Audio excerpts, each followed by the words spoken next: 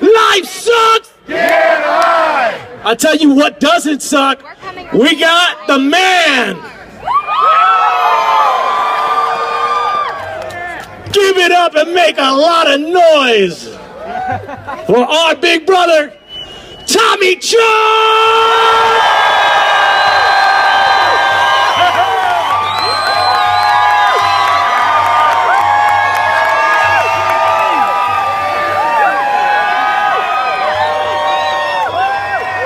Thank you.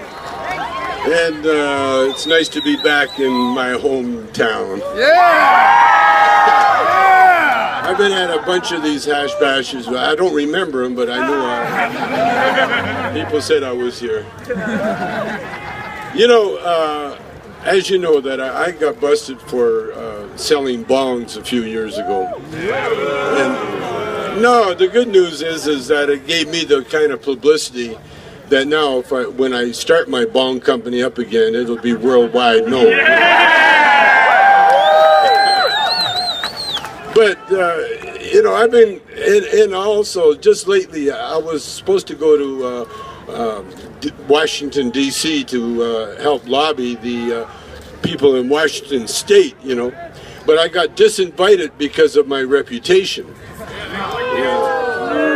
So, but there again, you know, I don't blame them, you know, because I really have one message for the government of the United States, and that is to decriminalize pot use, decriminalize it. That's all, and reschedule it to Schedule 2, and then get the fuck out of the way. That's all we need. We don't need to be told how to grow it, how to smoke it, how to sell it, who to give it to, because the greatest thing about the weed is that it is medicine. All pot use is medical use. Even the people that are dabbing until they're unconscious, that is medical use. All pot use is medical.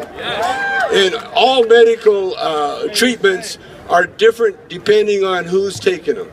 You know, so it's not one size fits all. Everybody in this world is an individual. Everybody has their own individual taste in what they need to heal their body. In my case, I don't need a whole lot of pot, but I need it every day. And I'm an individual, and I've had people, the critics say to me, well, you know, how about the kids? And now, thanks to the cell phone, we have information that tells you that pot, especially kids with cancerous tumors, pot helps them, keeps alive. That's what pot does for them.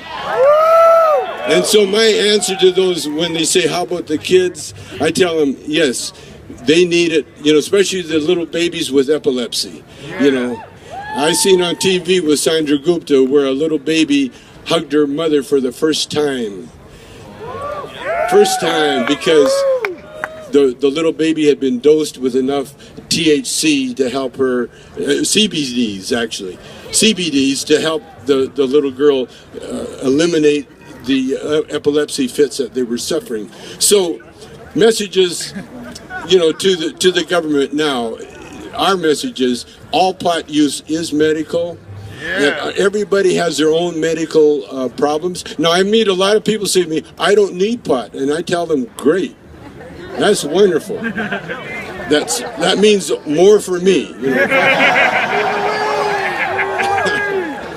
So this protest, it is a protest, but now it's turned into a celebration because we are winning. We are winning the war on drugs.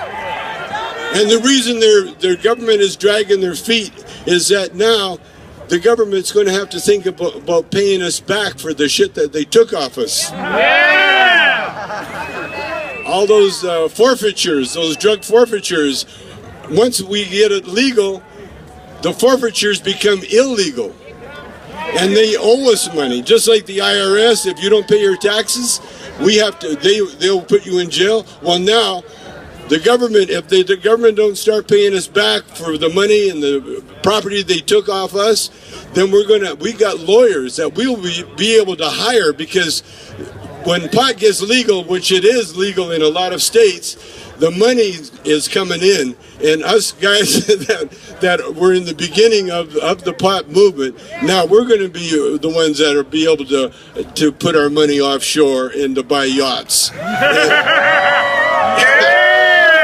Yes, and to pay for lawyers, because that's where we need to do what we need to do. We need to get the legal profession on our side, and we're getting it on our side. Believe me, more people. I've met DEA agents in Washington State that are now growers. They know what's happening, and right across America. And if it happens in America, you know it's going to happen across the world, because there are still places in the world where you can get the death sentence for selling marijuana. There are a lot of places over there, and what happens in those places, what they're really doing is they're holding people hostage for some bullshit law that the United States started. The DEA, by the way, and there's one more thing I want to say. I want everybody to know that the wages of sin is death. Not necessarily physical death, but death of reputation. And I want to point out there was the President of the United States, the most disgraced president that we've ever had, the one that started the DEA, Richard Nixon. Richard Nixon was the one.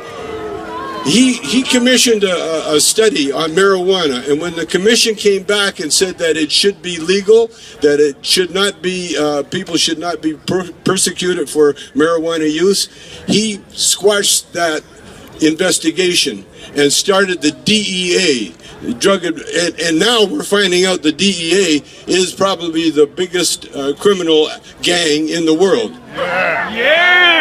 They are the ones that have access to the cocaine cartels in Colombia. The DEA are the ones that they can fly drugs into America without being searched by